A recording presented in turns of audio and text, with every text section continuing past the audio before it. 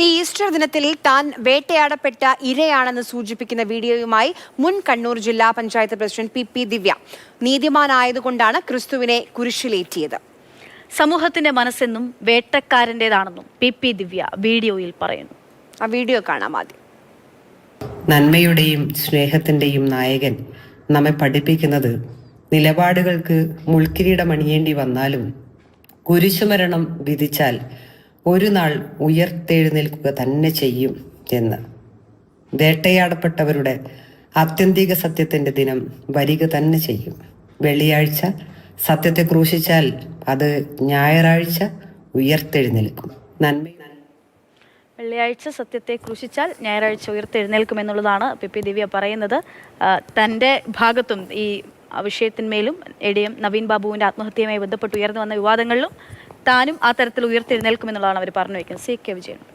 C K Vijayan നമുക്കൊപ്പം ചേരുന്നുണ്ട് വിവരങ്ങളുമായി. സി കെ, ആ വീഡിയോയെ ഈ കേസുമായി വ്യാഖ്യാനിച്ചാൽ തൻ്റെ ഉയർത്തെഴുന്നേൽപ്പ് ഉടൻ ഉണ്ടാകും എന്നുള്ള സൂചനയാണ് ദിവ്യ നൽകുന്നത്. ഈസ്റ്റർ ദിനത്തിൽ വളരെ വൈകാരികമായ ഒരു വീഡിയോ ആണ് പി ദിവ്യ പങ്കുവച്ചിട്ടുള്ളത്. കഴിഞ്ഞ കുറച്ച് കാലങ്ങളായി അവർ ഈ പൊതുസമൂഹത്തിൽ നടക്കുന്ന കാര്യങ്ങൾക്ക് എല്ലാം തന്നെ അവരുടെ യൂട്യൂബ് ചാനലിലൂടെ ഇത്തരത്തിലുള്ള പ്രതികരണങ്ങൾ നടത്താറുണ്ട്. പക്ഷേ ഈ പ്രതികരണം കുറേ കൂടി സവിശേഷമാണ്. യേശുക്രിസ്തുവിൻ്റെ പീഡാനുഭവങ്ങളും ഉയർത്തെഴുന്നേൽപ്പും ഓർമ്മിപ്പിച്ചുകൊണ്ട് അവർ തൻ്റെ കഥയെ അതുമായി താരതമ്യം ചെയ്യുകയാണ് യഥാർത്ഥത്തിൽ ചെയ്യുന്നത്. തനിക്കുണ്ടായ അനുഭവത്തെ യേശുക്രിസ്തുവിൻ്റെ അനുഭവമായി അവർ സമർത്ഥമായി തന്നെ താരതമ്യം ചെയ്യുന്നു. കേൾക്കുന്ന ഏതൊരാൾക്കും വളരെ പെട്ടെന്ന് തന്നെ ഇത് രണ്ടും തമ്മിൽ കണക്ട് ചെയ്യാൻ വേണ്ടി കഴിയുകയും ചെയ്യുന്നുണ്ട്.